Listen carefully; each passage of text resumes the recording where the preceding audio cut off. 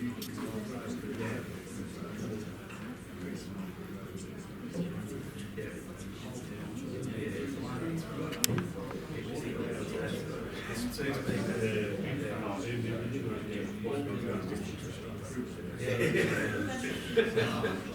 all pretty cool like that. He wouldn't let me you know.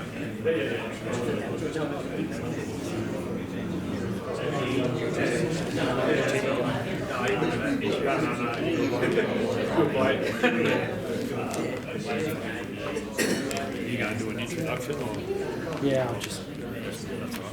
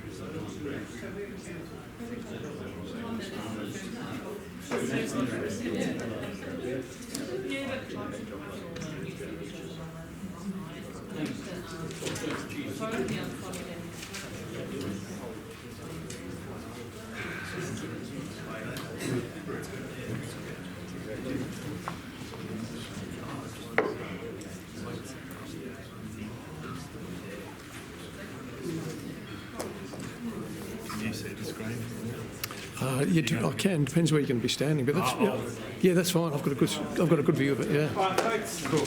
Into our home stretch here. Welcome to our guests. Our next speaker is Warren Davies, the Unbreakable farmer. Warren's got an important story to tell, I guess, around rural mental health. Looking after yourself and those around you. Warren's background is in business and farming. He's a family man, and I won't tell any more of his story. I'll leave it up to you. Right. Thanks, Warren. Thank you. Thanks, Ben. Thanks for the invitation to come along and speak today. It's good to actually speak close to home because I come from Kyabram and normally I have to jump on a plane and go to somewhere else in Australia to do a talk. So it's really good to actually be close to home today. So I thank you, all you guys, for coming. I appreciate whenever anyone really comes and listens to me speak. I really appreciate you investing the time to actually sit here and listen to me speak. I'm speaking for an hour today, so hopefully I don't bore you too much. But I'm going to share a little bit about my story and then a little bit about mental health and wellbeing and how to deal with it in rural communities. So hopefully you'll be able to take something away from it today and be able to go out to your communities and be able to share that message there. I'm on a mission. My mission that I'm on is to create awareness around mental health and wellbeing in particularly rural and regional communities. I'm also, part of my mission is to inspire conversation. Because it's a tough topic sometimes to talk about. I'm lucky enough to travel around Australia a fair bit and know that it's having an impact and just like water is around Australia, mental health and wellbeing in rural communities is having an impact. So part of my mission is to inspire those conversations, but it's also to make to create a safe space for people to be able to seek help and be able to seek help without the stigma that's attached to it. And I think by inspiring those conversations, that helps break down the stigma around mental health and wellbeing. Now, as a little bit of a disclaimer, I'm going to share my story. Now, I'm not a professional, I'm just me. I'm an ex-farmer. I've done other things as well, as you'll hear as part of my story. But I'm not a doctor or a psychologist or a counsellor or anything like that. I do have mental health first aid and like assist training and all that sort of stuff. But I'm just going to share my story. And my story in times can be confronting. I don't walk away from that, because really important, I think, to be able to share the real story, because there's no sugarcoating it and pretending that this doesn't happen. So, and hopefully by sharing my story, warts and all, it helps inspire those conversations in these communities. So that is a little bit of a disclaimer. Now, I understand, and this is only a small group, but I do understand that this could trigger stuff in people in this room. I understand that. This statistics tell me that. So if you feel uncomfortable, I'm happy for you to stand up and walk out, okay? All I ask though is, if you do that, as you walk out of the room, give me a thumbs up or a thumbs down on how you're feeling. And if you've given me a thumbs down, Ben will probably chase you out of the room just to make sure that you're okay, all right? Because that's only fair. If I do trigger someone, the thing that I hate to do is to make something worse by doing what I do. So I want to make sure that everyone's feeling comfortable and safe. Now, I just have to, especially with people that deal with rural communities and farmers, I have to explain this unbreakable farmer bit, because I do feel uncomfortable, especially and really particularly when I'm speaking in front of farmers, that who's this dude up the front thinks he's the unbreakable farmer, because I believe every farmer's unbreakable.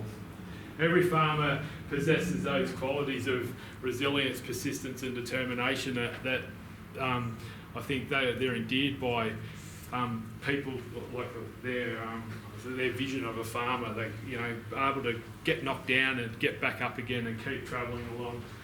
But how this name come about for me is you'll hear as part of my story later on. I was looking for my identity again and trying to find out who I was. Now, I tried lots of different things in that process, and I ended up coming across a mentor that was, he'd been talking to me for about 12 months, and this mentor then developed a speaker course, and I don't know if I was conned or coerced, I don't know yet which way it was, but he got me to travel down to Melbourne and do this course, or this workshop, and went over 6 months developing, a business model around speaking. Now, on that first day, the first workshop that we had to do, we had to stand up in front of a room. It was similar to this room. It was down in one of the hotels in Melbourne. And we were just all actually sitting around on the floor. There was about 20 of us in the group. And one by one, we had to get up and just share our story, unrehearsed. Just get up and basically spill our guts and try and share something that the topic that we were going to be on, speak about. For me, that was really difficult, because I just fronted up, as I said, probably conned or coerced to go and do this. But other people that were doing it were already business owners, and they were doing the speaker course to enhance their business by being able to communicate their business better.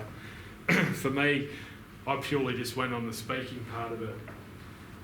And our mentor said to us that in this workshop, that's what we had to do, and we had a scope of 2 things that we had to cover. One had to come from the heart, which was probably a little bit easier for me, because these other guys were business people, and they were one was a web designer and one was a female business coach, so it was a little bit harder coming from the heart, speaking for them, I suppose, than was for me, because I'd kind of worked out what I was going to share. And the second part of it was, and a little bit harder, was we had to make everyone cry. That was part of the scope of this course. So that was a fairly daunting task to stand up in front of a group of people for the first time ever. Public speaking is not something that comes naturally to me. If you could actually feel what's going on inside me, you'd understand that it's not.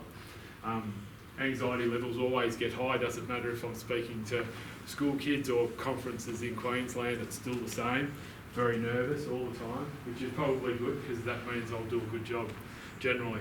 I'm not overconfident. And I stood up and I started sharing my story. And at the end of my 10 minutes, you got 10 minutes to do this in, it was straight into coffee break, and one of these guys that was sitting down on the floor comes straight over to me, goes, "That was awesome." He goes, "You're the Unbreakable Farmer." I thought, that's pretty catchy. So I went straight to my computer and got on GoDaddy and looked up theunbreakablefarmer.com.au, and it was available, so I registered it there and then.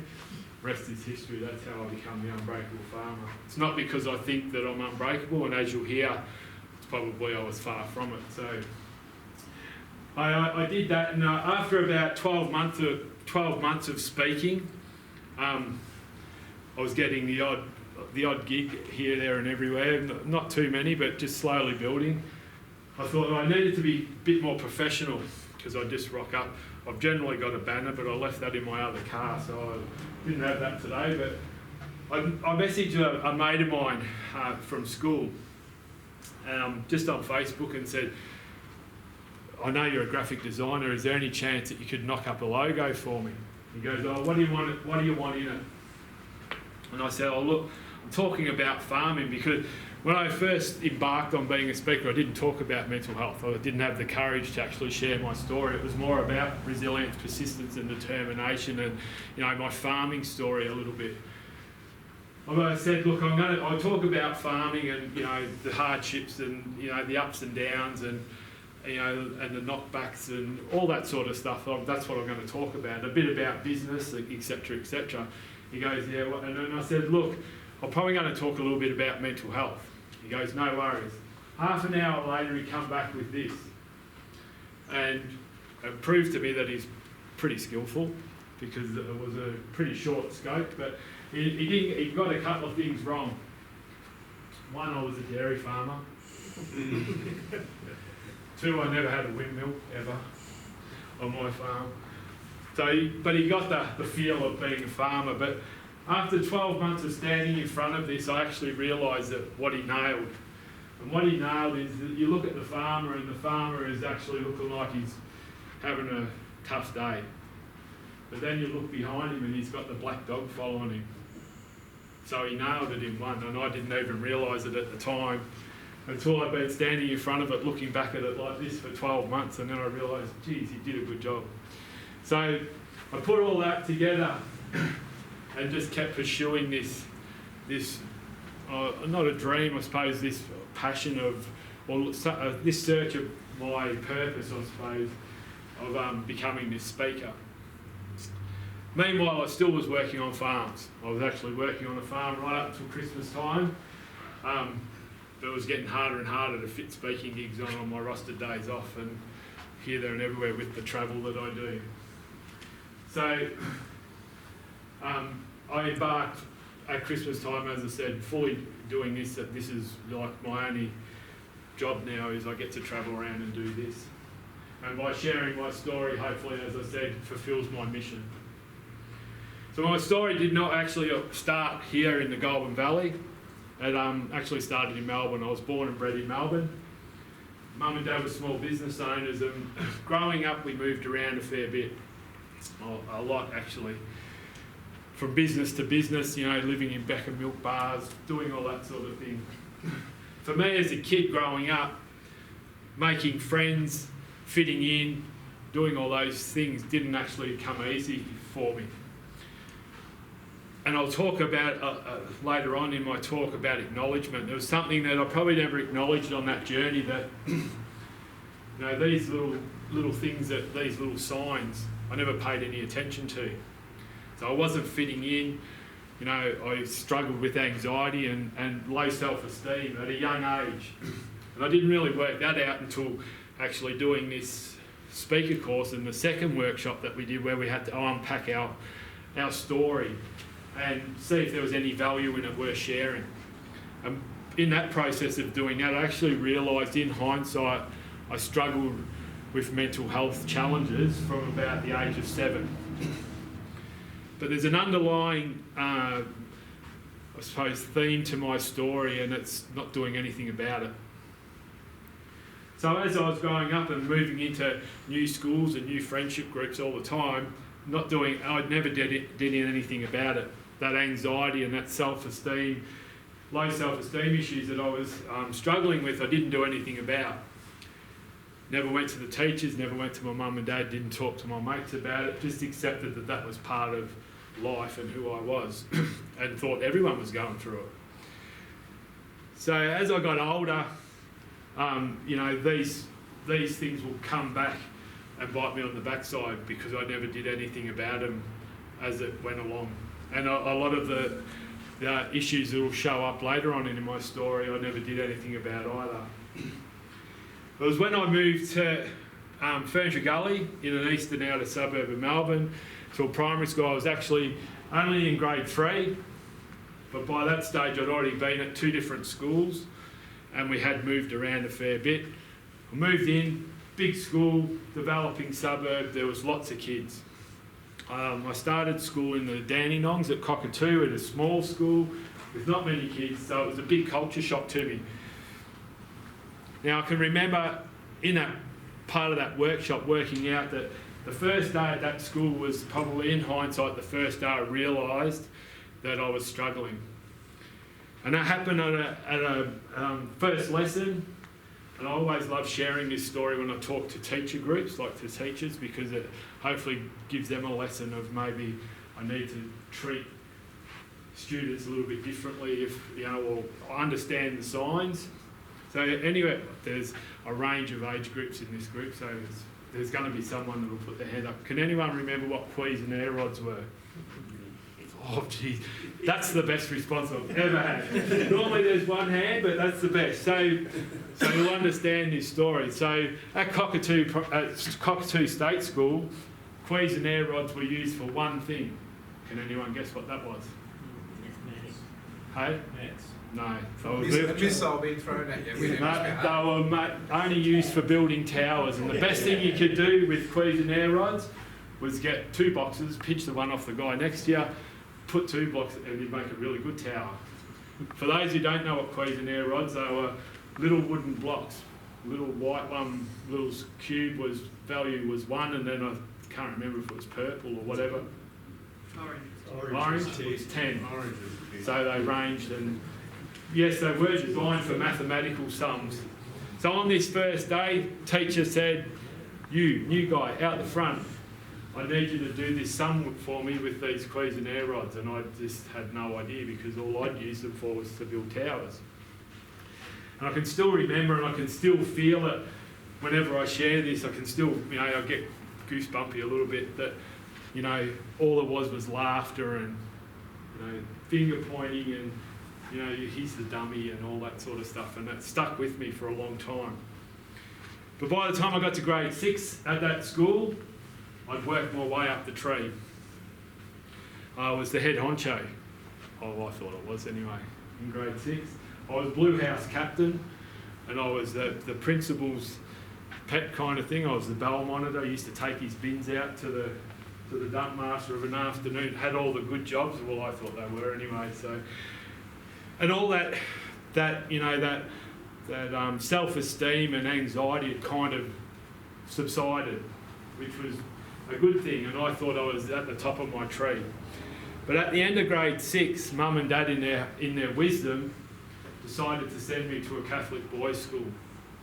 Now, that school was still in the same suburb, it was in Furniture Gully, but out of the 180 kids in grade 6, at Wattleview Primary School, I was the only kid that went to St Joe's the next year. So all of a sudden, here I was thinking I was head honcho. First day, straight after Christmas holidays, I was back down to the bottom again.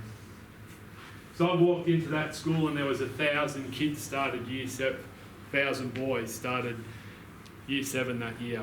And I walked into the quadrangle on the first day, only year 7s there, and then there was, you know, all the groups. You know, there was the St Pat's kids here, and the St Paul's kids here, and St John's kids over here. And then there was me, walking in, same height as what I am now. I was the same height, just had a little bit better haircut back in year 7.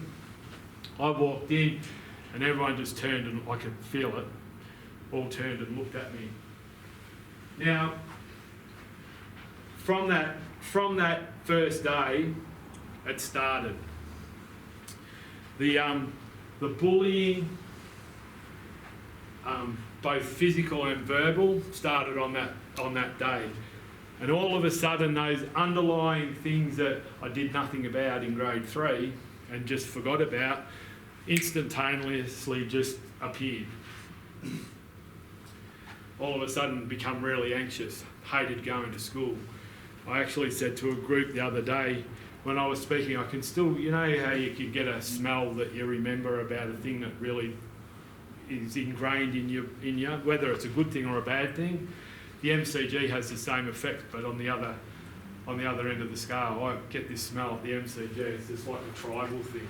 For every time, I'm a Richmond supporter too, so it's really, it's really tribal. But I can still smell going to school. I hated it every day. And I was at that school for 3 years, and the bullying continued for the 3 years that I was there. But not only was the bullying having effect mentally, it was also, as a student, had a big effect on me. And what happened is that I went from being a straight A student in year 7 to actually failing school in year 9. Now, through that process, my way of fighting against the bullying was to make the footy team at school. Being a reasonably prestigious Catholic boys' school in that system in Melbourne, making the footy team was a good thing. Footy is like my passion. Apart from my family and friends, footy's my passion. So for me to make the footy team, that would make me feel good, and then hopefully make other people feel good about me as well. So in year 7 I tried really hard, worked out, trained, did all the extra sessions, etc., etc. Lucky enough that our PE teacher was an ex-AFL, or wasn't then, he wasn't an ex-AFL, he was still playing AFL football for St Kilda. He's a commentator now, Graham Bond, anyone that listens to the radio. Bondy was my PE teacher, so he used to do extra sessions. He was always a good mentor, trying to help all these kids along. When it comes to selection, went to the notice board, looked on the board, my name wasn't there. So I was highly disappointed. And you know, when you set yourself a goal, this is where you want to be, and you end up achieving something a little bit less. Well, my little bit less was actually, I made the table tennis team. So the fellas in the room will really understand this. Footy is up here, table tennis is probably somewhere that you just play in the shed when you're having a few beers with some mates. It's way down here. But it was what it was, so I went about that first year in the school table tennis team. Next year come along, same thing, bullying was continuing, my marks were declining, but my thing was I was going to make the footy team. So I tried again, once again failed, made the table tennis team, but there was signs of, the Forrest Gump starting to come out in me. By the second year I was pretty good at table tennis. I thought I was pretty good anyway. Third year, year 9 comes along, I'm bigger and stronger. I thought this is my year. So I tried again, tried out, once again failed, didn't make the footy team. Really disappointed, and it had a little bit of an effect on, really my well-being. But the biggest, I suppose, kick in the backside was I didn't even make the table tennis team. After 2 years of slogging it out playing table tennis, as I explained, being a growing eastern outer suburb of Melbourne, there was a lot of Asian families moved into our suburb. And geez, they can play table tennis, those guys. So not only me, but the whole team from the previous year, we all missed out, and our place was taken by these guys that were just wizards. That's the best way to explain how they played table tennis. So it was a major thing for me growing up, not making that footy team. And also outside of school, in my junior footy, I was always in that B team, under 10 B, under 12s B. Never made the A team. But I've kind of forgiven myself over the years, because there was 22 spots in that school footy team over those 3 years, 22 spots each year. 9 of them were taken up by fellas that ended up playing AFL football. So I have kind of forgiven, let it go a little bit. One of those guys, he's actually still the assistant coach at North Melbourne, Darren Crocker. Darren and I went to school together, played all our junior footy, either with or against each other. So they're the guys that I was competing against, so I've kind of forgiven myself. But it was about the September of that year that we come to visit some friends at Maribna. that had moved up from Gippsland over the hills chasing the irrigation water. They thought the grass was greener on the other side of the hills, or whatever the saying was back then, and I think they're all going the other way now, aren't they? Gippslanders are all going back over the hill. And we come up to visit in the September school holidays, and my thing was that I was staying for a couple of weeks. Mum and Dad were just dropping me off and catching up with their friends over the weekend, and I was going to stay up here. And while we were up here, Dad decided that, or he said to Mum, he goes, I'm just going to nick into Tatura and go and have a look at the real estate windows, just to see what's available. You never know what could be around. And he went into town and he come back. Nothing much was said. Weekend was finished. Off he went. Off Mum and Dad went back to Melbourne. When I arrived home there about 10 days later, Mum and Dad called me and my sister into the lounge room and said, I've got some news for you. We've sold the house. So they went back to Melbourne and put their house on the market, and it sold straight away.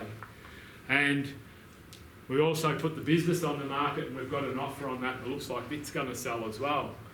So as I said, September school holidays, this was on Cup Day, we moved to Merrigum. Just out the road here, we moved to Merrigum.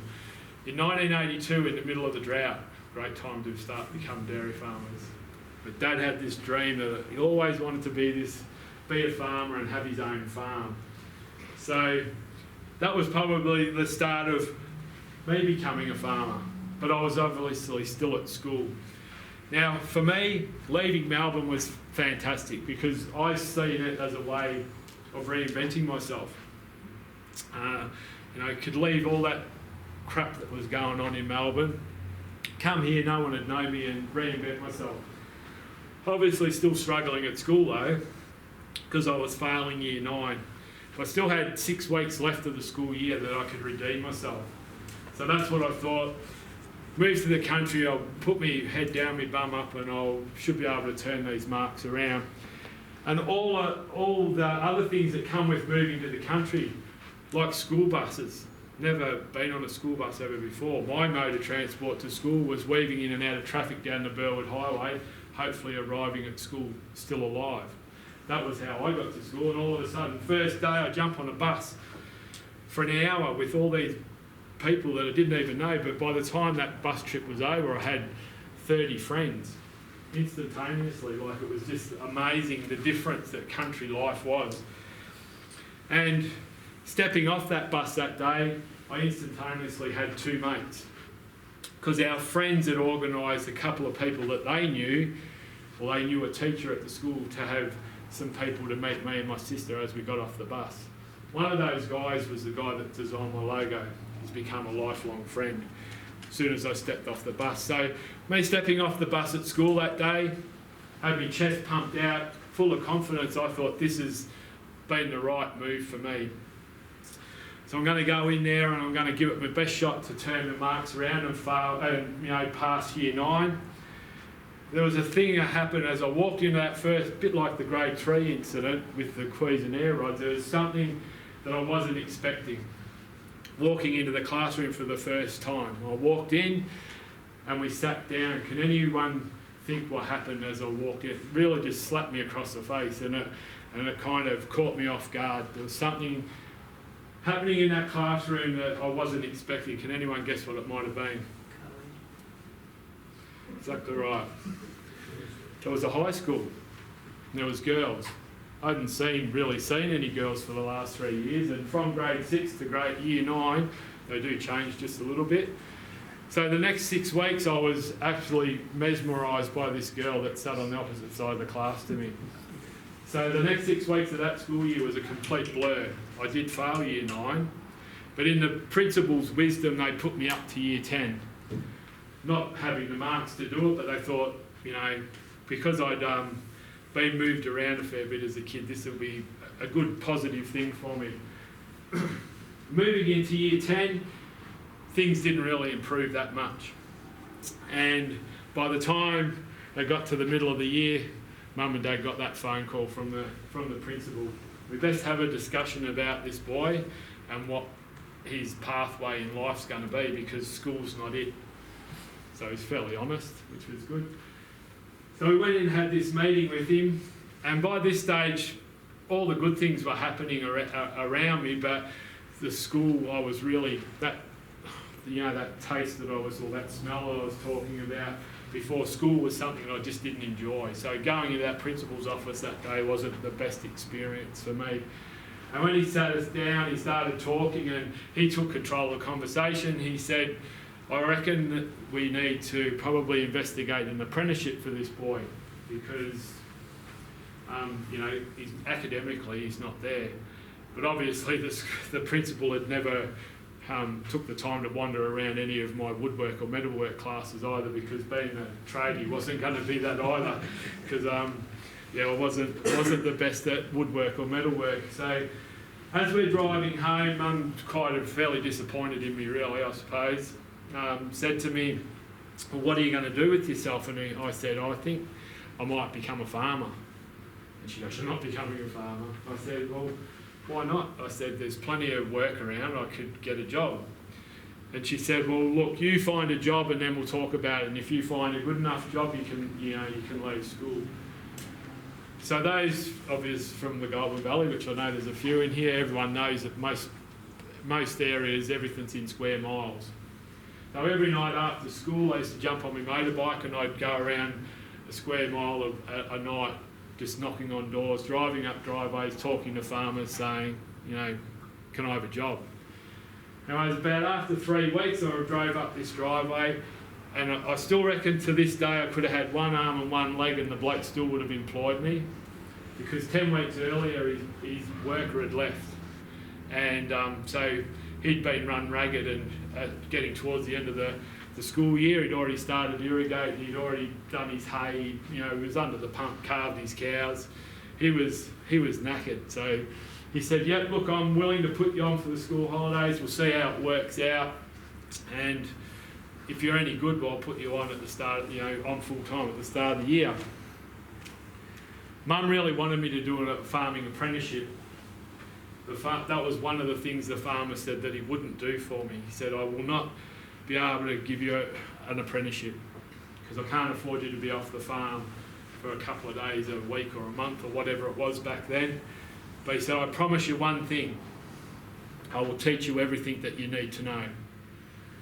So armed with that, fairly confidently went home and we worked it all out, Mum and Dad and I, we worked out this is what was going to happen. So I left school and started that job. So once again, the anxiety and stuff that was building at school had all dissipated again.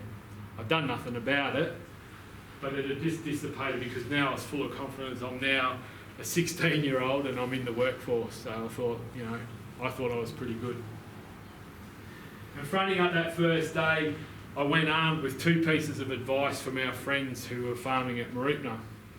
And those 2 pieces of advice is to succeed as a farmhand, you've got to do 2 things. Always look busy and show initiative.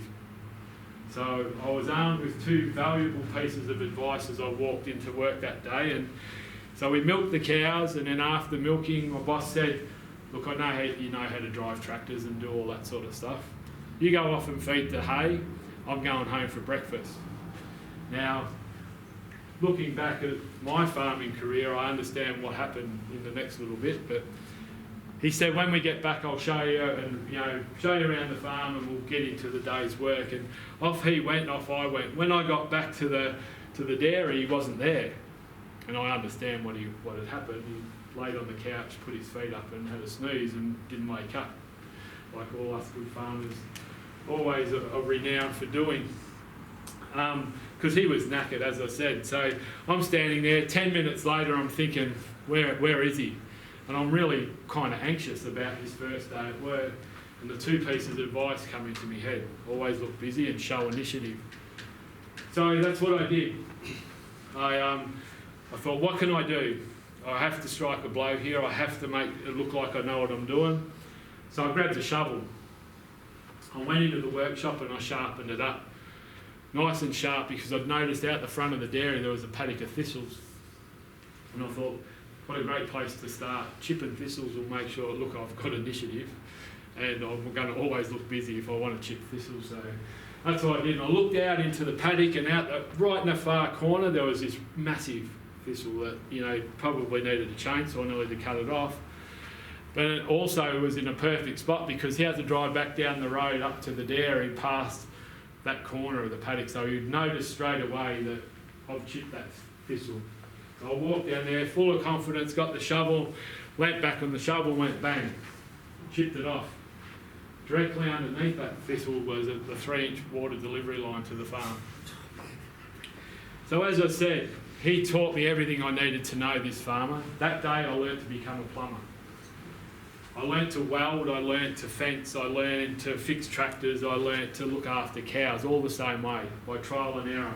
And thankfully, with someone with my sort of personality, my boss never ever yelled at me once. Never, though I've done some stupid things, don't get me wrong. I can remember one of the stupidest things, or one of the biggest lessons I learned out of farming, was always shut the ute door. And our outblock was 5 k's around the road from the main farm. And how I used to pay for my wages was the chopper cows used to raise vealers, and then we'd sell the vealers, and that was my wages. Well, I rocked up as a 16-year-old, driving around the back roads, of course. Went to the outblock. As I'm driving up the laneway, there was 2 vealers out. I thought, I better put them back in the paddock, and I've just jumped out of the ute and I've run around. And then they're doing the bit of you catch me kind of thing. Then they've gone around that side of the ute, straight up that side, hit the door, pushed it right around to the front quarter panel. So the door's bent, can't shut it, and it's resting right against the front quarter panel of the ute. In my panic, then trying to move the ute, I jammed the selectors into reverse. So can you imagine the look on my boss's face as I drove up the driveway backwards with the door on the front quarter panel of the ute? How I explained that. Never raised his voice once, the guy did. He goes, well, let's get the shifters, we'll get that door off and get a screwdriver and we'll fix the selectors. And that's how it was. And luckily for me, that's how it was. For the 7 years that I worked for him, that was how it was. So when I got to the age of 22, he'd instilled enough confidence in me that I thought I knew everything I needed to know about farming. And in those years between 16 and 22, everything had fallen into place as well. I went and started playing footy, and someone actually recognised that I could play. And I found myself then as a 16-year-old playing senior footy at Merrigan to start off with, and then went to Kai and played GVL footy. And I also met a girl who then became a wife. We're still together now, 30 years later. So all good things started to happen, so it was a really, really good time in my life. And then that next step of moving into my own farm was the obvious next step. So we did that, and we moved into a farm. We had options available to us. I was either share farming, leasing, buy our own. Share farming didn't really appeal to me because our friends used to be share farmers and they used to get hammered a fair bit, so it didn't really appeal to me. But owning my own farm really did. But obviously as a 22-year-old, didn't have enough money in the bank to go and buy my own farm, but opportunistically, block next door to Mum and Dad's farm come up for sale about right at that time. And it was a bare block, 150 acres, tacked right on the side. All we had to do was put a bridge over a Goldmurray channel and the farms were linked. And that's what we did. We created a family business.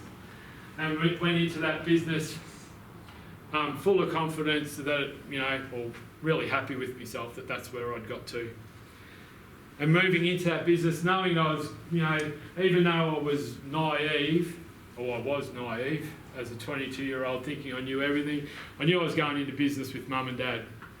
So anyone that's in a family or been in a family business knows that can be fraught with danger. It's also going into business with the banks because I had to borrow money to get in there. But I didn't really pay much respect to my silent business partner. And she was the one that was going to probably hit me around the ears more than anything over the next 16 to 20 years. And her name was Mother Nature. And she decided a couple of years into business that she'd come and pay me a visit and want to teach me a couple of lessons. And that first one was a flood. Now, this was for us, as non-generational farmers, it was a big event for us. It was an event that wasn't in our area. We were at Tongala by this stage. It was pretty spasmodic who got flooded.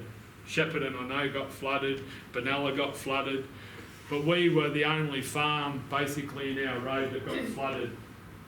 And what had happened is that we were going along really well as a farming business. We'd actually just completed building a house on our block. My wife was 8 months and 3.5 weeks pregnant with a 10-pound 2 baby, so she was out here. And I was being the doting husband, so I was, fluffing around at home. Went to milk the cows a little bit later, about 4 o'clock. And when I left the house, there was no sign, everything was good.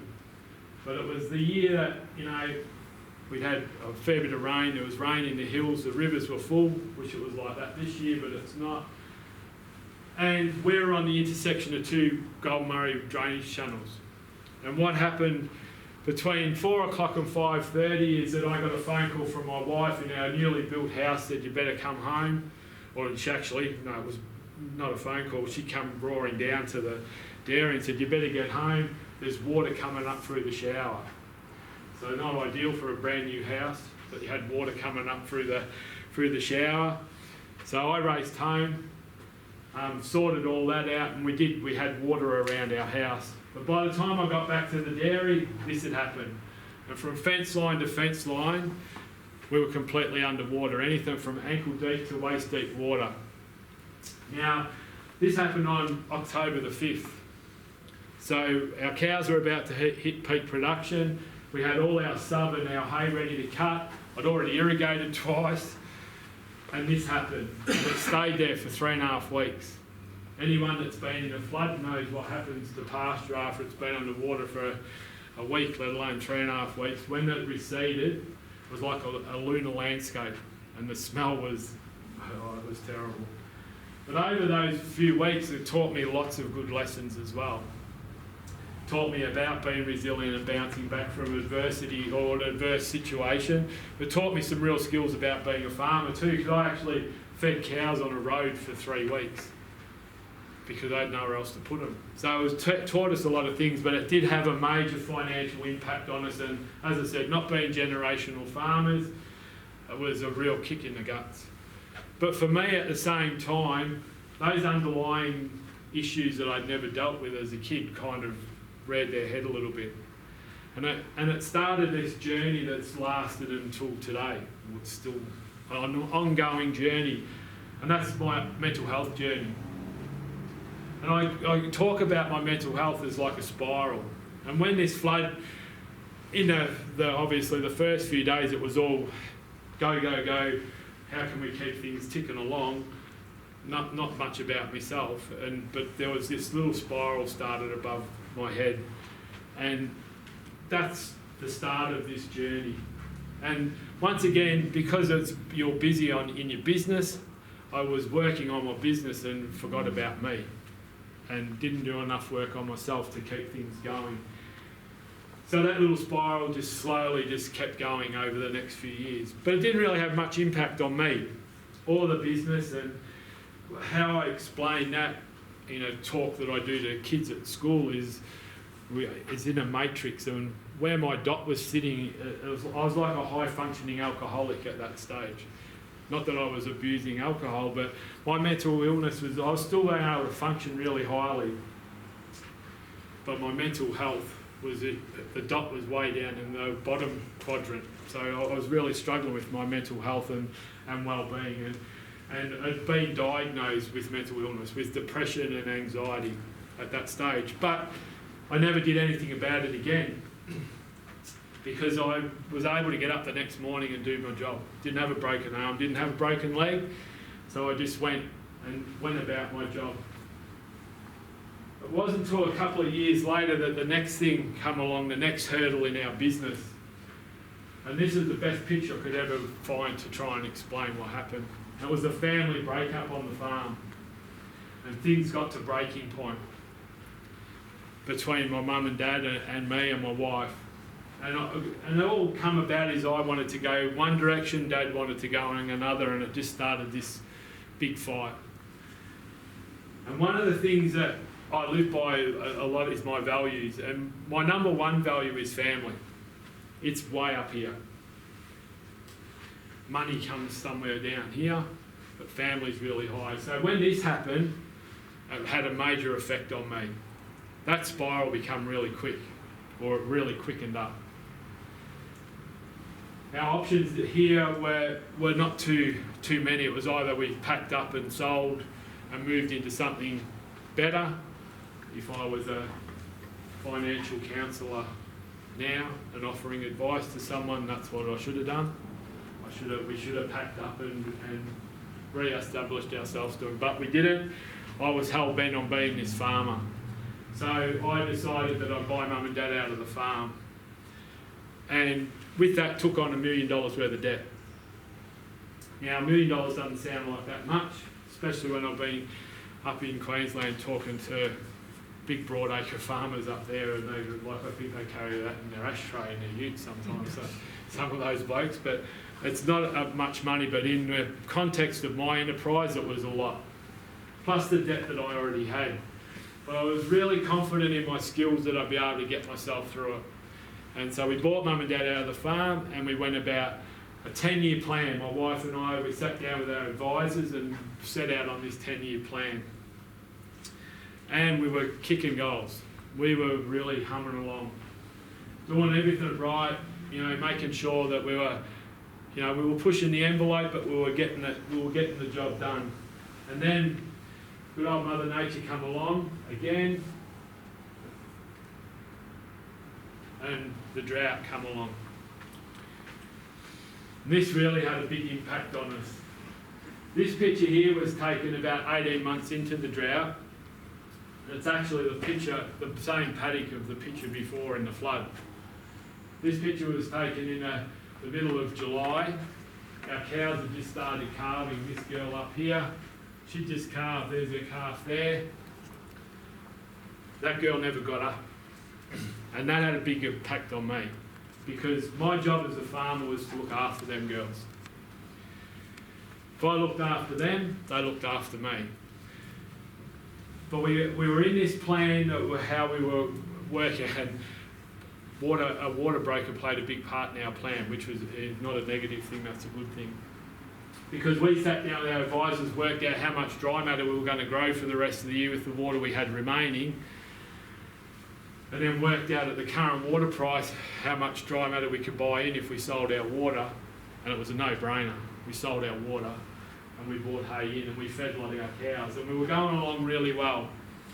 But as I said, with all this pressure and the underlying issues that I was facing and not dealing with, probably that spiral got quicker and quicker. The more pressure that we become, the more days I got up and looked at this scene, the more stressful it became for me as a farmer.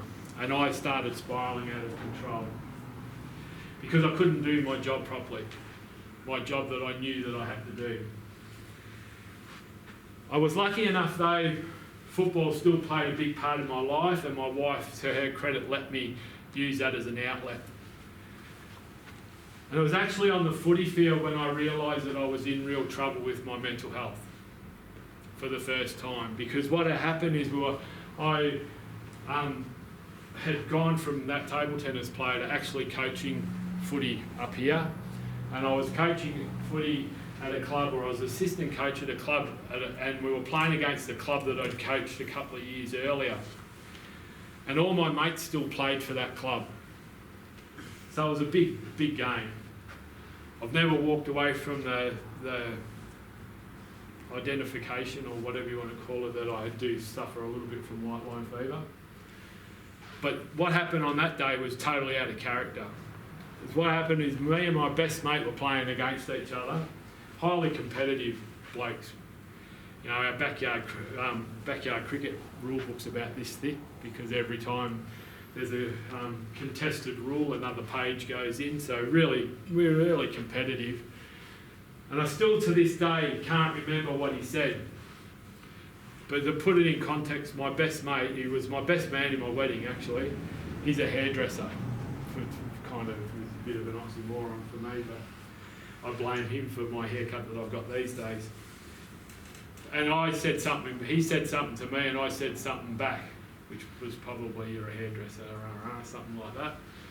And he come back at me with something else and I snapped. Now, I chased him across that footy ground in the middle of a game, across in front of the social club rooms of that footy ground, where my name's on an honour board inside those rooms for actually coaching the club 2 years previously, and I king hit him and knocked him out. He was laying at my feet. You can imagine what happened then, what normally happens on a footy field. Then I had 20 blokes on top of me wanting to have a crack at me, but I didn't fight back because I really was dumbfounded at what had happened. And it was really when I realised that, you know, I need to do something about this because this has all got too much. And that wasn't really the worst thing that happened that day. The worst thing that happened that day was at 7 o'clock that night when my best mate rang me. When I picked up the phone, I thought we were just going to joke like we normally joked, and he just said to me, he goes, I want to finish this now. And I'm thinking, what are you talking about? Because I'd kind of lost all perception of what had happened that day. I was going to meet you at Safeways in town in the car park and let's finish it now. He wanted to continue what I'd started on the footy field. And I was that shocked by that phone call, I hung up on him. He never spoke to me for 3.5 years after I hung up on him that day, which I don't bear a grudge for him to do it because what I did that day was inexcusable. But what had happened by me hanging up and him basically turning his back on me, I was isolated. And one of the worst things that can happen to you. So not only have I and what had happened too, by him not talking to me, all our friends were connected. All our mates were all our mates. So that had made a really strained relationship between all of our friends.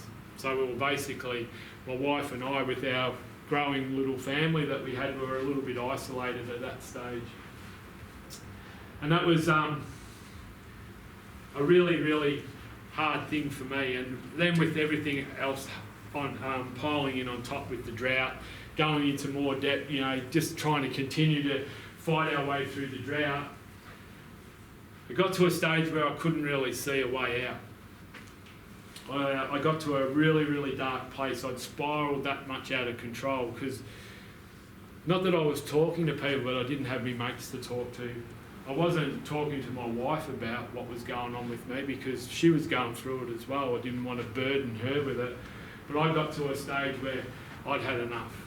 I was filled with guilt and shame that I'd let my family down and that I couldn't actually do the job that I needed to do. And I decided one night after milking that was my moment in time. That my time was up. And I call that moment in my life my 2 feet of perspective. I'll let you fill the dots in what happened in the dairy that night. But I found myself laying on the floor of my dairy looking up at the ceiling, thinking, what the hell's just happened? How have I got here? What's gone wrong? And the next part of my presentation will be about some of those things that I've identified that have gone wrong and how we can fix it. But laying there on the floor of the dairy that night, life had given me 2 choices. I could either continue to be bitter and twisted and spiral out of control and, you know, not deal with what was going on or acknowledge what was going on, or I could decide to become better. Now that night I decided to become better. I picked myself up off the floor and dusted myself off and went home. But being the dairy farmer first mentality that I had, got up the next morning, went and milked the cows. Did my jobs during the day, milked them in the afternoon, went to bed, got up the next day, milked the cows, did my jobs, went to bed. All of a sudden, 2 weeks had gone by, 3 months had gone by, 6 months had gone by, All the while the drought's getting worse and worse. And I hadn't done anything about it. I hadn't gone and sought any help, hadn't talked to anyone about it, what had happened or what was going on in my head. Then it got to a stage where we decided, my wife and I, that we couldn't continue any further. And we kind of drew a line in the sand. Our only asset that we had was our cows. We sold them, but 70% of them went to Greenhams. The rest we sold to the Western District. But basically what happened is we had paid our creditors. That's what we wanted to do. We drew the line in the sand. We wanted to make sure we went out on our terms. Paid our creditors, but we walked out that front gate. We left our farm, not having sold it. We couldn't sell it. We walked out the front gate and walked off our farm with nothing. 20 years of work and nothing to show for it. But one of the real pivotal things that happened as we walked out that, figuratively walked out of the front gate that day, is I unhooked my identity and I pinned it on the gate and left it with my farm. And the next part of my story was putting back the pieces and trying to find out who Warren was, because I always thought I was going to be Warren the farmer. Never believed for a minute that I would fail at that journey. And that's taken a long time. Anyone that kind of can roughly work out the timeline, that was 2004 when we walked off our farm.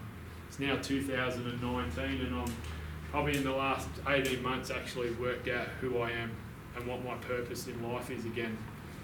And to find that it's taken that long to actually find that identity.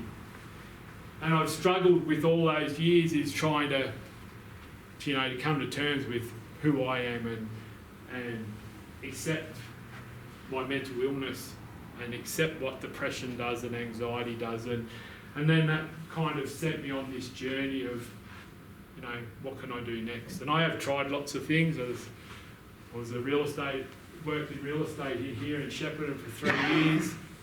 And that was where the seed was planted about the Unbreakable Farmer and about what I do now, is because basically I'd go out to farms and like you guys, dealing with all different sorts of issues, but there was probably 3 common issues that I dealt with, and that was the 3 Ds: death, divorce and drought. And you basically found yourself being a counsellor. And I started thinking there has to be a way that I can, we can start conversations to make this better. And that was the kind of the start of, it was the way out, but it was the kind of the start of this thinking that when that mentor rang up and said, I've got a speaker course, I said yes. Whether I was gullible or not, or he kind of coerced me, whatever. This next part of the presentation, I want to talk about risk factors and how I got there. How did I get there? But also I want to paint a picture for either service providers or family or farmers or whoever, that these are the things that we need to look out for. 1, in ourselves, and 2, in the people around us. It's very important that we look out for each other and look out for the people around us. Now those risk factors can be biological, physiological, that word, it's pretty late in the afternoon, physiological or environmental. I just want to talk a little bit about them for a minute. So when we look at biological, it could be genetics. Now, in this process of becoming this speaker, I've looked at this and never really realised, so I didn't actually realise until about 8 years ago that this could be true. That you could inherit genes from your parents that could make you susceptible to mental illness. And how I worked that out actually 8 years ago is my mum passed away from cancer. And my mum and dad had been married for 45 years. And that first night, Dad was by himself, tried to make him comfortable and all that, and so I stayed with him at the house. And as I went to bed, I said, good night, good night, Dad, and all that, and I turned the lights off, and he yelled out, don't turn the lights off. And I didn't realise that Dad's had a lot of challenges in his life, with his dad dying early and all that. That night would have been the first night in 45 years that actually had no one next to him. But previous to him and Mum and Dad getting married, he always slept with the light on. And since then, he's really struggled with life, and so really made it clear to me that you can, mental illness can be genetic. It's like, that's my own little personal study, but there's studies that say, it's not directly inherited, but you can inherit genes that make you susceptible. You can have brain structural things like injury, defects or infections that can exacerbate your mental health challenges, or just a basic chemical imbalance that can do it as well.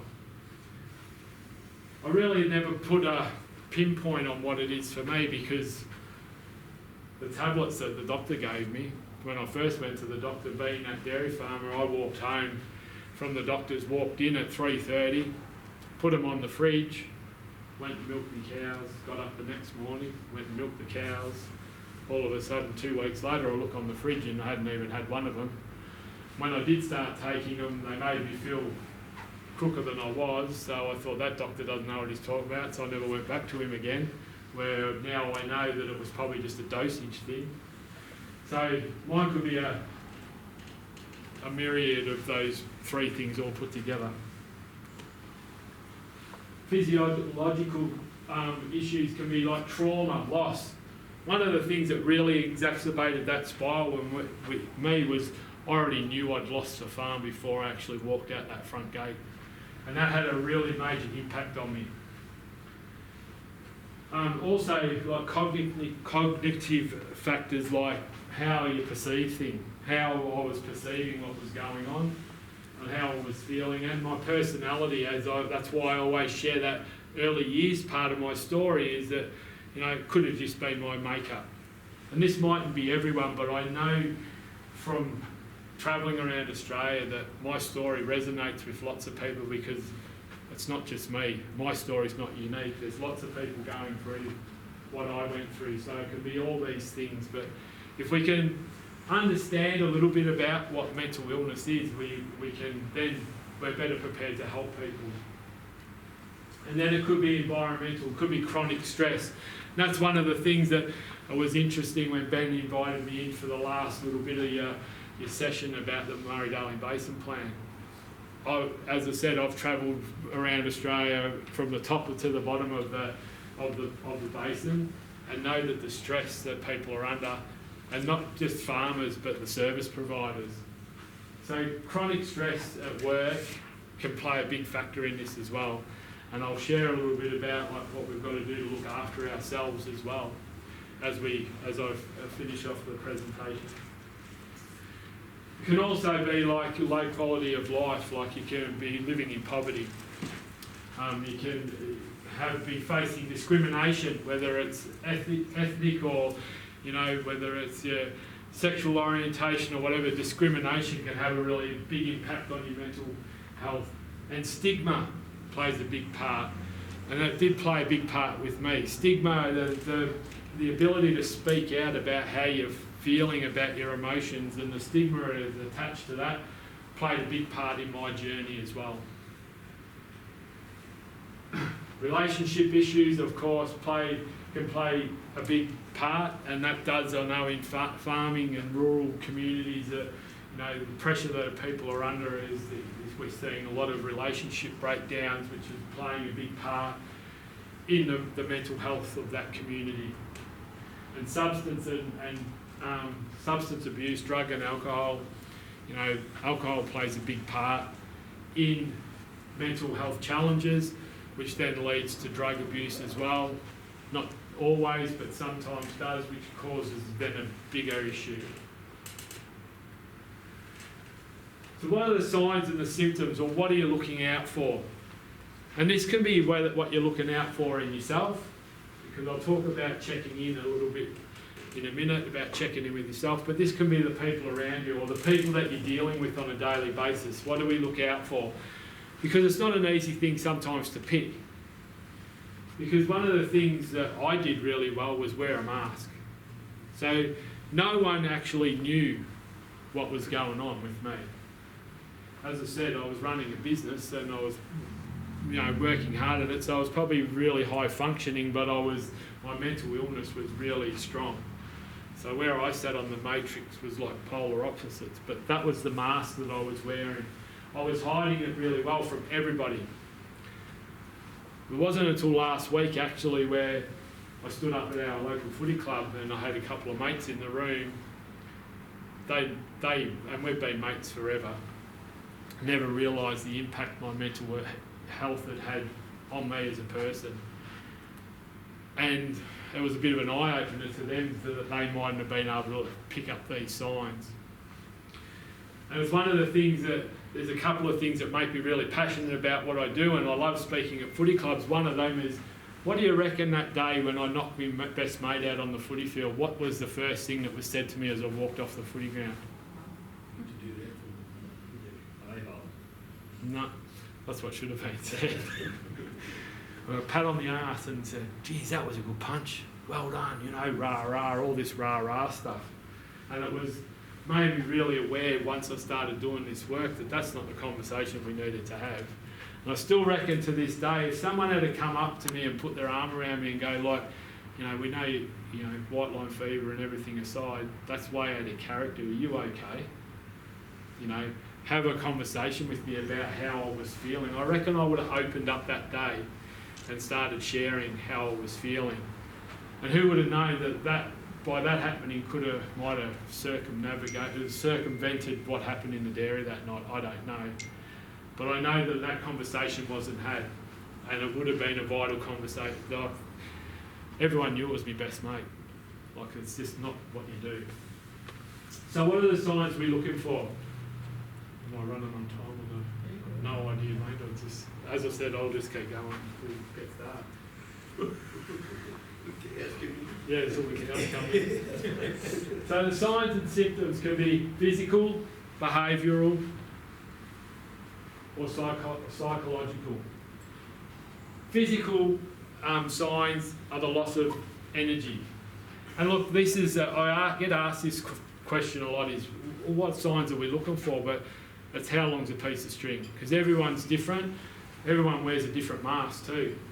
Some people will wear a mask where you know straight away something's wrong.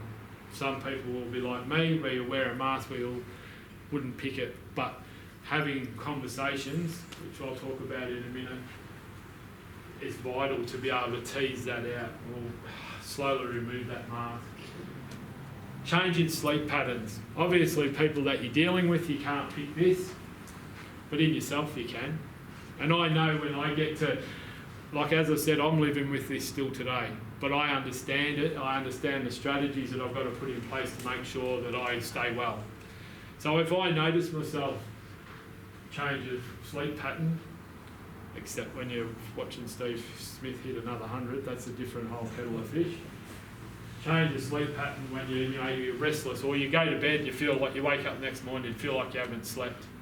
You just got to be aware of these things, and it mightn't be any concern, but if it's something that happens over 1 or 2 weeks, make sure that you're taking note of it. But if it starts to be 3 or 4 weeks, start thinking maybe I need to really check in with myself. Something that you can pick up, especially with people around you, is their change of hygiene or appearance.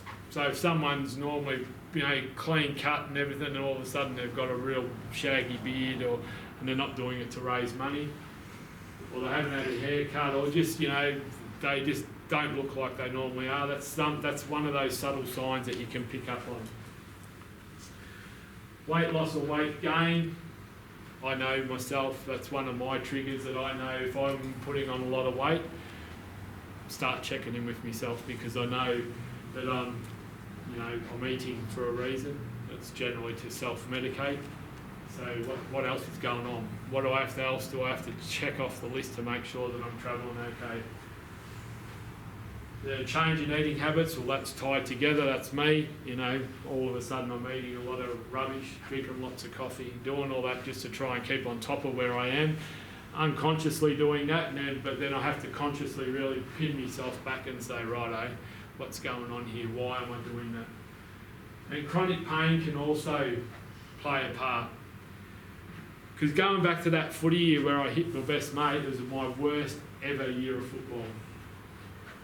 I was assistant coach, and what I did at halfway through the year, I actually handed back the money that they paid me to be the coach, because I was that embarrassed about the way I was performing. And I was suffering with chronic pain that whole year. So, like I was playing with a torn groin. There's nothing wrong with me. It was all coming. My mental health and my mental illness was actually driving that pain. There was nothing wrong with me physically. I'd go to the doctor, they'd do scans, there's nothing wrong with you. So that chronic pain actually played out, was my mental illness playing out physically. So some of those signs you won't be able to pick up in others, but you can pick up in yourself. But you know, the piece of string's fairly long. But it's just subtle things that are changing in person that you know fairly well that you need to stay on top of. Behavioural, you know, these are things that you can pick up on with people around you. You know, loss of interest, withdrawing from things. So if you see people, you know, like in a conversation like you were having around your afternoon tea, and all of a sudden you just see someone's quietly standing in the corner, that mightn't be what they normally do. It's just something to take note of. You mightn't have to do anything about it. Maybe just go up and start a conversation with them. That's all you might have to do. But just understand you've got to sort of watch people withdrawing. It's what I did, and that's what I said. That isolation's the biggest killer. Excessive spending could be in the form of gambling or shopping or whatever it is, but you're spending money excessively, which is, you know, out of the norm unless you do it all the time. Increased substance abuse, so more alcohol, more smokes, you know, leading on to drugs or whatever it is. And self-harm, that's another thing. If you notice, you know, people that are self-harming, which is something that a lot of people don't pick up on, but it's there. And if I get time, I'll share a little bit of a story about a 17-year-old kid that I met that at a footy club that everyone missed that. He was a self-harmer, and once he said he was a self-harmer, I looked at him and he was a self-harmer.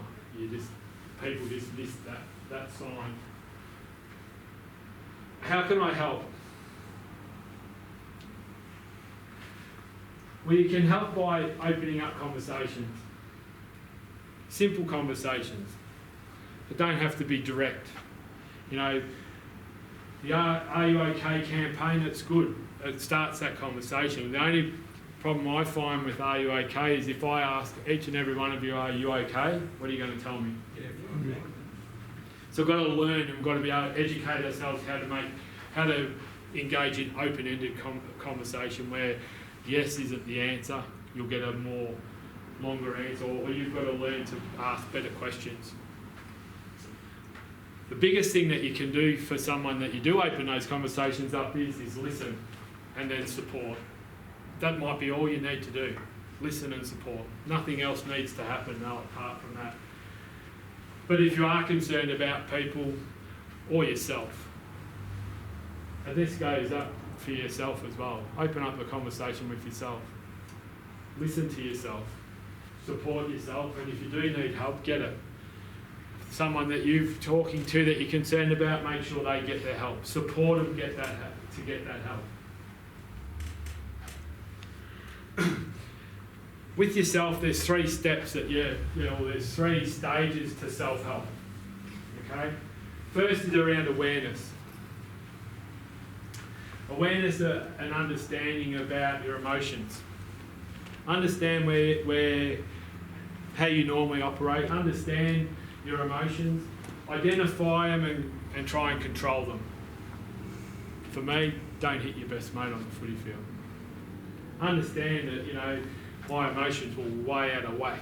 So probably the best thing I could have done that day was pull out injured and not play. And I just let it build up, and it resulted in that. Check in with yourself. Have that checklist that you can go through and say, yep, no, I'm travelling okay, or, I have been putting on a bit of weight. What else is troubling me? It's a constant conversation that you either have with yourself and not one of the conversations that I talk about in another talk where it's a bad one, where, you get to the stage where you can't shut the voices up in your head. This is a positive conversation that you have to, where you're checking in with yourself to make sure that you're okay. Also check in with others. Have those conversations with others, because that's really important. One of the things that people miss the most is these well-being domains. Because I look at well-being domains, I'm going to step on this side of it. These well-being domains here is like a wheel. And each one of those, physical, social, self, emotional, intellectual, vocational, they're the spokes of the wheel. Now, if those spokes aren't balanced, what happens to a wheel when it becomes unbalanced? Vibrates. Keep driving it at speed, what happens? Falls off. So we've got to really work on these well-being domains and try and keep them in balance. The best way I can describe this is I was lucky enough a few months ago to go and speak at the Remand Centre in Melbourne. I was crapping myself walking in there.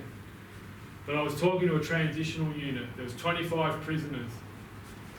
They'd been in there anywhere between 25 and 8 years, 8 years or above.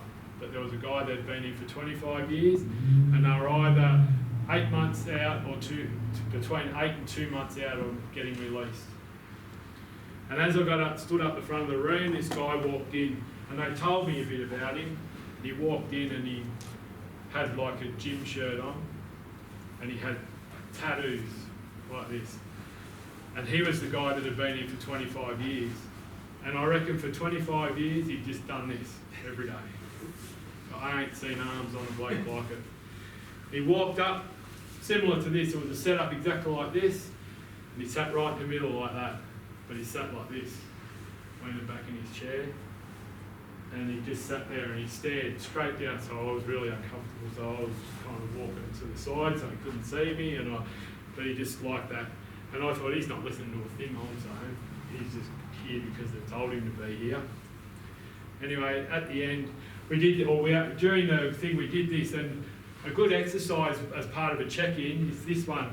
So write down those domains and then score yourself 1 to 5 on how you've travelled the day before or the week before or whatever. And 5 being excellent, doing really well, 1 being I'm in trouble, somewhere in the middle means I've got to keep an eye on myself. So as you can imagine, as we did this exercise, this guy that's sitting up the back like that, physically he was a 5. Finest, fittest specimen of a human being I've ever seen live in person. It's unbelievable. But here, socially and emotionally, he was a 1. And he's 2 months from getting out, and the thing that they told me later on about this guy is that part of this transitional unit, they get to go out into community and do some work as part of readjusting back into community. He going out to give us talk to a Lions club out east of Melbourne, and he got to the last set of stoplights and he freaked out and he told the guy the water that had taken him that he wanted to turn around. Never even made that night because he just burst into tears. Couldn't handle the fact that he was actually out. Couldn't cope with that whole thing. And at the end of that talk, still sitting up the back like this, he stepped up. A couple of the other guys come and shook my hand, and then they walked out, and then he walked up towards me like this. He walked through, and I'm going, holy crap. That water's not close enough to me, so I walked over a bit closer like this. Anyway, he walked up to me, and he stared me straight in the eye. Like straight in the eye, and I'm thinking, yep, this is it. I'm dead. And he had a tear in his eye. He put his arms out like that, and he gave me a hug. And he goes, man, you've just taught me a really good lesson. He goes, when you talk about that wheel and it vibrating off, he goes, that's me. Because he goes, yeah, have a look at me. I said, I'm looking at you, mate, don't worry. He goes, I'm physically really good, and intellectually he was smart as well. He's just socially and emotionally he was a wreck. So he made a promise to me that night that he would work over the next few months before he got released on that. So when he got released, that he would be able to integrate back into society. So obviously with privacy and all that, I didn't find out what happened to him, but hopefully that's what he did. But that paints the picture of where you can be. Like, so you've got to keep an eye, keep that wheel in balance. Very important. And also understand your values. So obviously I've talked about family and that footy field event. I stepped away from my values sometimes. I don't do it now, but then I really wasn't clear on what my values were and what I needed to do and what I had to do to live by them. The second step is acknowledge. Acknowledge that there's something going on, but acknowledge the important things like support networks. What's the time? We've got about 7 minutes. Beautiful. Jeez, must be getting good at this. Support networks. So the best way of explaining that, so tomorrow I'm doing a grade 5-6 class in Kyabram tomorrow, so I'll get the kids to trace their hand and I get them to write 5 names on the 5 fingers that they trace. For you guys, the best thing to do is take your phone out. And in your notes, there's 5, you've got the notes app, is write 5 names down. 5 names of people that you love and you trust and that you know that will support you no matter what. Family, friends, can be a doctor, can be a work colleague, it can be a professional person, whoever it is. But understand who those 5 are. Why is it? I'll explain in a second why it's important in your phone. But next to those 5 names, write 5 phone numbers. They're 5 numbers, right? The third and the hardest step in the next. So I want you to do this. I know 50% might, 50% won't, but it's really important.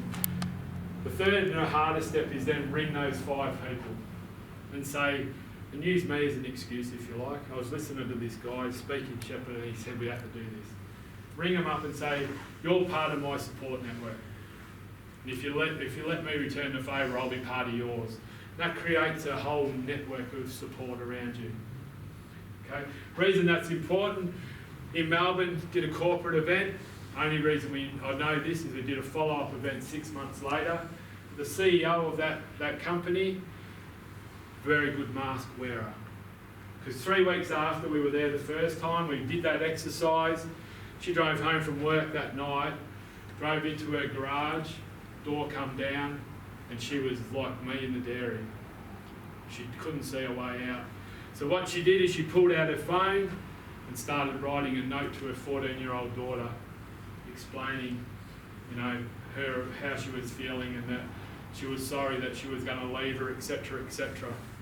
So if you've ever been in that position, it's not a good position to be in, and I can imagine how she was feeling. I can really empathise with it. She would have been fumbling, she would have been shaking, and she actually dropped her phone. When she picked it up, she went to start typing the note again, and it went off the note into those 5 names. Now, I think she had that same sort of thing. Her life had given her 2 choices then, so she decided she would ring the numbers. She rang the first one, no one answered. She rang the second one, no one answered, and she just about given hope on that exercise, and she rang the third one, and her friend, one of her best friends, answered. She was able to keep her on the phone long enough for the police and the ambulance to get to that lady's house, and it actually saved her life. So it sounds like a simple exercise, but it's very powerful. As I said, the only reason that we know that happened is that when we went back there 6 months later, she stood up and shared that story in front of, as the CEO of the company, to all her work colleagues. So it was very powerful. It was powerful for me to understand that, it's a simple exercise, but it does work. And when I say there's 5, if you've only got 2, that's good. Because, it's very sad when it's in a grade 5-6 class of kids and they can't even find one to write on their hand, and you have to encourage them to get names. So understand, those support networks. Understand your triggers, positive and negative. What makes you happy? What makes you not so happy? And make sure that you concentrate on the things that make you happy. Because everyone has stresses and challenges, every one of us, but we've just got to stay on top of them. And the best way of doing that is try and do the things that make you feel good more often. Understand what your non-negotiables are, what you do for yourself. Is it getting up every morning and going for a walk with your earphones in with no other distraction? Is it going to a gym of a night time? Is it reading a book? Is it what is it? Is it going shopping? Is it, whatever it is, what do you do for yourself? And then identify what those behaviours are to make sure that you keep doing those things and you don't isolate yourself. And also keep acknowledging those domains. The third and the hard step is to take action on all this. Control what you've got power over. For me, I used to get up every morning, work harder and harder. So when you've got a mental illness and then sleep deprivation, that makes that spiral quicker and quicker. Because what I was trying to do was control Mother Nature. Harder I worked didn't make her want to make it rain anymore, just made me more tired. Have gratitude, the who, what's and whys in your life. Have gratitude is really important. And mindfulness is really important. And in today's day and age, is really hard because we've all got phones. I've just told you to do an exercise on your phone, but we've all got phones. So being present and in the moment, it's a thing that my wife reminds me of a fair bit, especially around our kids. And, make sure you're always there. Be present. Focus on the little things, the things, those things that you've got control over. Focus on the things that you can do to help yourself. And make sure that you're not trying to control things that you can't. My 3 lessons, my personal 3 lessons that I took away from my journey. Communication is key. And the reason why I say this is because that night in the dairy when I picked myself up off the floor, I failed at this greatly. Because it wasn't for 3 years after that event in the dairy that I actually told my wife what happened. So it's a real oxymoron that I'm standing up here talking to you when communication was something that I was not really good at.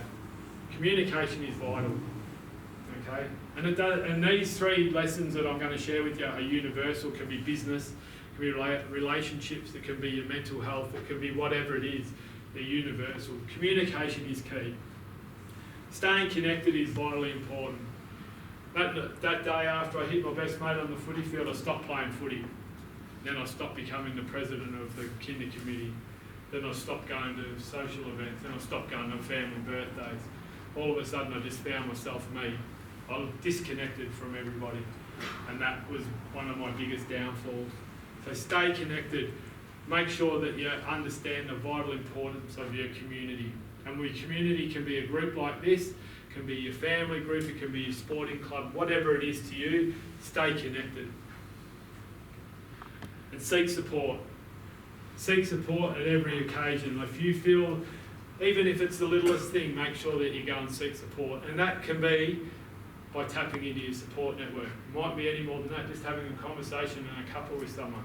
Might be all you need. Having a beer with a mate. Whatever it is, but seek support. Don't just let it spiral out of control. Now there's lots of other supports out there. There's Lifeline, I do a lot of work with Lifeline. And Virtual Psychologist is a rural-based tech service where the lady that set that up, I've been working closely with her, she's got psychologists on the end of the phone that even if you don't feel like talking, you can text and you can get the message. Now anyone that wants a wristband with the phone number, they've got a bag full of them over there. Got cards from Lifeline that are always good just to have in your wallet just for the number and some handy tips on how to deal with this stuff. And can I have just 2 more minutes? I want to share a story that's not a farming story. This is Lucy's story, and I want to share it to you because and this is by no means patting myself on the back. The reason why I want to share this story is the power of storytelling and why it's important that we have conversations with each other. Now, as you can see in the picture, that's me standing up on the stage at an event in the South Australian Football League. It was their country footy championships, and I was lucky enough to speak there. I was highly nervous going over there to speak at this event because it was a really big thing and because footy's such a passionate thing for me. I'm also an AFL nut as well, So what exacerbated that anxiety is just as I was standing in the corner when I first arrived, looking at my phone, reading through my notes, I caught a glimpse of someone out of my eye and thought I recognised them. But then went back and read my notes, and then I looked across the room, scanning the room for this person, and then I spotted who it was.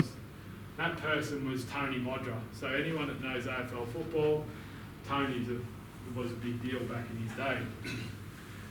So I plucked up the courage and I walked over and I went to introduce myself. And he goes like he would, "I'm Tony." I go, "Mate, you don't have to introduce yourself to me. I know who you are. I'm Warren." He goes, "What are you doing here?" I said, "I'm the guest speaker." He goes, "Thank God for that." He goes, "Because I thought they were going to lump that on me. So you're going to take all the pressure off me." So it was a good icebreaker. I really calmed down. But what do you reckon when I stood up on that stage behind that podium, what do you reckon the first line I said in my talk was? It's a line that I always today, I wish I could have just grabbed it and then chucked it straight back in. Anyone want to have a guess? I'll go.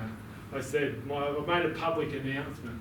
I said, I just want to let you all know, like at the conclusion of my talk, I don't want anyone to let Tony leave the building until I've got a selfie with him. Big man. I just wish I could go like this. So I've gone up and made that bold opening line in my talk. Well, that's Tony sitting there, right there. So he's looking at me. That's the table I'm sitting on. I'm sitting on the table with Jake Parkinson, the CEO of the South Australian Football League. It's a big deal for me, and I've gone and done that. But anyway, straight after my talk, I jumped off the stage and made a beeline for Tony, but so did everyone else in the room. So I'm just waiting on the outside of the circle, waiting for my selfie. And what happened is one of the waiters at the dinner, her name was Lucy, I found out later, tapped me on the elbow and said, "Can we have a chat?" And I said, "Yeah, no worries. Can you just go and sit on the corner of the stage over there, because I've just got to get myself in with Tony and I'll be with you." So I waited, I was like a kelpie, like hanging on to someone's leg waiting for this selfie. But I got it. Don't worry, I got the selfie. It's all good. Should actually do a next slide. I should have a picture of our selfie. Anyway, after I got my selfie, I went and sat with Lucy, and Lucy was a 14-year-old girl. And as I said, I don't tell you this story to pat myself on the back. It's wanted to explain the power of. I got taught 2 lessons that night. One is power in communication and storytelling. Second is your kids aren't necessarily going to come to you to talk to you. That's the biggest lesson that it taught me as a parent. So I sit down with Lucy and we start talking. That 10-minute conversation ended up being an hour and a half. And basically both were crying for the whole conversation, because Lucy, even though she'd been walking in and out of the room with meals and that, had heard enough of my story to resonate with my story. And as we sat down, we talked some more. Her story was similar. She's bullied at school, budding sports person, aspired to play netball for Australia, all that sort of thing. But the bullying and all that has had a major effect on her mental health. That's kind of the picture that she painted for me. The next day, as I was leaving Adelaide Airport, as I said, anxiety plays a big part in my life. I'm always anxious I'm going to miss a plane, even though I'm there 2 hours beforehand. So I'm rushing into the airport, making sure I'm in line ready. My phone buzzes and it's a message on Facebook from Natalie. I personally don't know Natalie. Hey Natalie, so I just looked at it, so I don't know who that is. It's probably one of those marketers, so I just get on the plane. When I got on the plane was delayed. The pilot said we've just got to sit here for a bit. So I pulled my phone out and I opened it up. Natalie was Lucy's mum. And the message was like this. That was this long. And she first off was thanking me for spending some time with with Lucy. She'd come home and she was, all enthusiastic that, someone had taken the time to listen to her story. But then she explained where Lucy was really at, and Lucy was in a really, really bad place. And the good thing that's come from that, when I talk about check-ins, that Natalie checks in with me, or I check in with her on a monthly basis. This was 18 months ago. So we check in with each other, And it was about, I suppose, May or June last year. So for 18 months we've been doing this. May or June last year, I didn't hear from her. And I thought, I didn't think anything bad about it. I just thought, things have played their part. Things have moved on. And what actually happened is it was totally the opposite. Lucy had actually spiralled way out of control and had been admitted into the Adelaide Hospital, into the mental health unit. Suicidal, which is really sad for a 15-year-old girl to be in this position. She'd been bullied and harassed and etc. to a breaking point. Lucky enough, her family was around her and noticed the signs and got her the help that she needed. As she was coming out of the hospital, she was in there for 6 weeks. Natalie started messaging me again and said, what had gone on. And then Lucy had started integrating back into school. But it wasn't until September last year, I was heading up to Dalby. I was going to Jandowie to speak to One Tree Agriculture, which is a big integration of big agricultural business up there, mainly growing cotton. I was going to speak for Are You OK Day up there last year, and I got a message again from Natalie, and she goes, I just want to let you know that tomorrow for Are You OK Day, Warren, that Lucy's going to stand up in front of 500 of her school friends and share her story and actually tell her story, knowing that there's bullies in the room, there's the people that have harassed her and etc. in the room. A really big thing for a 15-year-old girl to stand up and do. And I was really chuffed with that. And wished her well and so forth. And when I got home 2 days later, I was sitting on the couch, and I don't share much with my wife, not because I don't want to have the conversations. I get told lots of stuff that are told in confidence. So I don't share much, but I'm sitting on the couch at home, and I get a message from Lucy, and she said, I nailed it. That's all she said. And then sent me 2 videos, and they went for 45 minutes. Combined, it was her presentation, and I swear she was standing at a lectern like that, shaking for 45 minutes, just sharing her story. And I sent back a message. I said, you did nail it, you did a fantastic job, I'm so proud, etc. And she come back with a one-liner, and that one-liner was the thing that tipped me over the edge, that made me stop farming and pursue this speaking at full time, because that one line really solidified my purpose. And that line was, Warren, if I'd never seen you share your story, I could never have shared mine. Thank you, with a little red love heart. So I knew there and then that I'm on the right path. I've found the right purpose. I need to share my story more so that people feel comfortable like Lucy did to share theirs and then to seek help.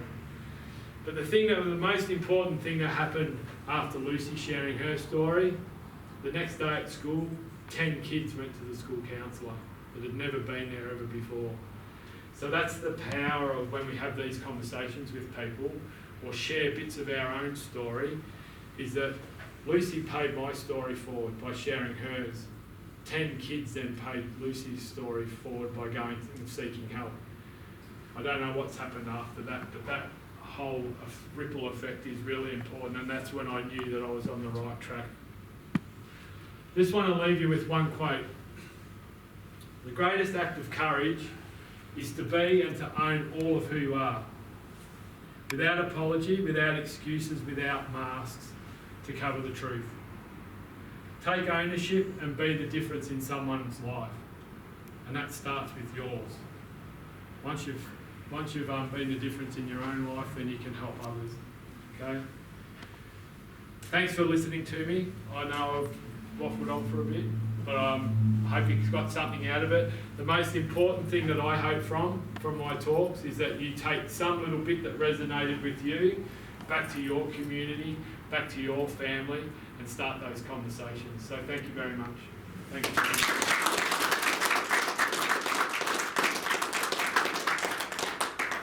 Thanks very much for that. That was excellent. I forgot to mention at the start that Warren's actually here thanks to the Rural Coast Foundation, which do a lot of good work in terms of supporting Lifeline and getting you to go out into communities and talk as well. So So yeah, that's it. That wraps up our day, folks. We're going to go downstairs and have a drink. If you want to join us and have a chat, I think you can hang around for I'll a bit. hang around for a bit and have a drink. Yep, and those of us who are staying for dinner will be downstairs.